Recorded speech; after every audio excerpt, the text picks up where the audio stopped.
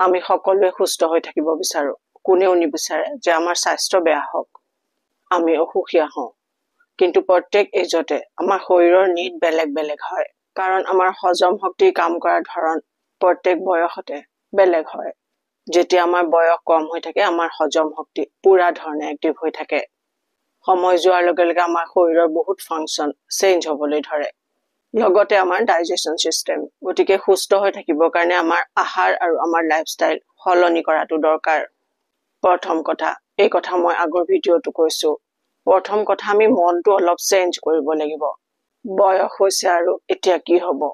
এই কথাটো যেতিয়া ভাবিবলৈ আৰম্ভ কৰিব আপুনি মেন্টালি আৰু ফিজিক্যালি বহুত উইক হৈ যাব আপোনাৰ তেতিয়াৰ পৰাই ডাউনফল আৰম্ভ হৈ যাব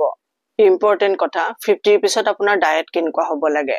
যদি আপুনি 45 50 বা 50 আপ হৈছে যদি আপুনি কোনো ধৰণৰ মেডিসিন নলুৱাকৈ সুস্থ হৈ আছে সেইটো এটা বহুত ডাঙৰ কথা মই ইয়াত ক'ব বিচাৰিম আমাৰ চেনেল চাই থাকিব আমি খুব নেচাৰেল ৰেমেডি ওপৰত কথা কওঁ আমাৰ চেনেলত এটো আপুনি আশা কৰিব পাৰে যে আপুনি কোনো মেডিসিন নোহোৱাকৈ আপুনি সুস্থ হৈ থাকিব পাৰিব